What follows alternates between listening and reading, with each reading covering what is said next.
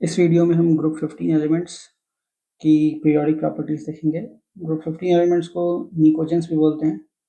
इसमें जो एलिमेंट्स है nitrogen, phosphorus, arsenic, antimony, bismuth और मॉस्कोवियम एक सिंथेटिक रेडियोएक्टिव एलिमेंट है, इसलिए इसकी प्रॉपर्टी को नहीं पढ़ते हैं। कोवेलेंट रेडियस में कोई एक्सेप्शन नहीं है, टॉप टू बॉटम जाएंगे साइज बढ़ेगा। आयोनाइजेशन एनर्जी में भी कोई एक्सेप्शन नहीं है, टॉप टू बॉटम जाएंगे। प्रिंसिपल क्वांटम नंबर जो मैक्सिमम प्रिंसिपल क्वांटम नंबर है उसकी वैल्यू बढ़ रही है तो इलेक्ट्रॉन निकालना आसान होगा। आयोनाइजेशन एनर्जी घट रही है। इलेक्ट्रोनेगेटिविटी में टॉप टू बॉटम जाने पे डिक्रीमेंट है। आखिरी में एंटीमनी बिस्मथ की इलेक्ट्रोनेगेटिविटी लगभग सेम हो जाती है। ऐसा ही कार्बन फैमिली में भी हुआ था। मेल्टिंग पॉइंट में अगर देखें नाइट्रोजन की सबसे कम है, आर्सेनिक की सबसे ज़्यादा है। यहाँ पर चेंजेस हैं तो ये मैक्सिमम आर्सेनिक का है, ये ध्यान रखना है। उसके बाद बॉइलिंग पॉइंट की अगर बात की जाए तो फिर से boiling point top to bottom जाने पे बढ़ तो रहा है, लेकिन इसमें भी मेजर चेंजेस हैं। इसमें बॉइलिंग पॉइंट सबसे अधिक एसबी का है, एंटीमनी का है और सबसे कम नाइट्रोजन का है। तो दोनों ही मेल्टिंग और बॉइलिंग में नाइट्रोजन वैसे गैस ही होता है, तो इसलिए उसका बॉइलिंग पॉइंट और मेल्टिंग पॉइंट कम ही होना है। लेकिन आर्सेनिक और एंटीमनी है, यहाँ पे चेंजेस हैं जो हमें ध्यान रखना है। डेंसिटी टॉप टू बॉटम जाएंगे बढ़ेगा, नॉर्मली साइज उस रेट से नहीं बढ़ता है जिस रेट से मोलर मास बढ़ रहा है।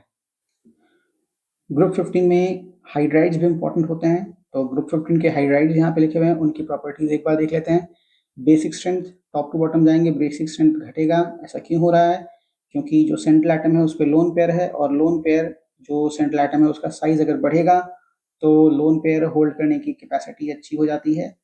जो चार्ज है, इलेक्ट्रॉन्स हैं, वो डिस्पर्स हो जाते हैं, तो डोनेशन टेंडेंसी कम हो जाती है, इसलिए बेसिक स्ट्रेंथ भी कम हो जाएगी। तो सबसे बढ़िया बेस कौन सा है? अमोनिया है। एसिडिक स्ट्रेंथ और बेसिक स्ट्रेंथ अपोजिट होते हैं। अगर बेसिक स्ट्रेंथ घट रहा है तो एसिडिक स्ट्रेंथ बढ़ रहा है, जो कि हम यहाँ देख सकते हैं। रिड्यूसिंग नेचर अगर देखें तो ये हाइड्राइड्स हैं। अच्छा रिड्यूसिंग एजेंट वो होगा जो अपने में से हाइड्रोजन एटम डोनेट कर दे और वो एच रेडिकल के फॉर्म में निकलेगा। तो आप देख सकते हैं एच रेडिकल के फॉर्म में सबसे आसानी से तब निकलेगा जब बॉन्ड एनर्जी कम हो। तो बिस्मथ, हाइड्रोजन तो सभी में कॉमन है, बिस्मथ का साइज सबसे बड़ा है, तो बॉन्ड एसोसिएशन एनर्जी कम होगी, इसलिए इसका रिड्यूसिंग नेचर सबसे हाई होगा और लीस्ट रिड्यूसिंग नेचर अमोनिया का है। मेल्टिंग पॉइंट की अगर बात की जाए तो अमोनिया में हाइड्रोजन बॉन्डिंग होता है, इसलिए इसका मेल्टिंग पॉइंट सबसे अधिक है। और बाकी सब में जो van der Waals forces of attraction लग रहे हैं उसमें मॉलिक्यूलर मास से हम देख सकते हैं कि एंटीमनी, आर्सेनिक और फास्फोरस के जो हाइड्राइड्स हैं, हाइड्रोजन कॉमन है, मोलर मास सेंट्रल एटम का बढ़ेगा तो मेल्टिंग पॉइंट बढ़ेगी। बॉइलिंग पॉइंट में मेजर चेंजेस हैं, यहाँ पर ध्यान देने वाली बात है। नाइट्रोजन में हाइड्रोजन बॉन्डिंग तो होती है, लेकिन यहाँ पर जो मोलर मास डोमिनेट कर जाता है, यहाँ पर जो SbS3 है वो आगे आ जाता है NH3 से। BISC का डेटा मेल्टिंग पॉइंट में गिवन नहीं है क्योंकि BISC काफ़ी अनस्टेबल होता है, जबकि बॉइलिंग पॉइंट में डेटा गिवन है। BISC SbS3 से भी अधिक होता है, तो ये हमें ध्यान रखना, ये काफ़ी इंपॉर्टेंट डेटा है जो कि पूछा भी गया है जेई में कई बार और नीट में भी पूछा गया है। बॉन्ड एंगल की अगर बात की जाए तो टॉप टू बॉटम जा रहे हैं हम, तो सेंट्रल एटम का साइज जो है बढ़ रहा है, और जैसे जैसे सेंट्रल एटम का साइज बढ़ता है, जो सराउंडिंग एटम अगर कॉमन है, सेंट्रल एटम का साइज बढ़ने पे बॉन्ड एंगल घटता है। तो हम देख सकते हैं कि बॉन्ड एंगल यहाँ पर घट रहा है।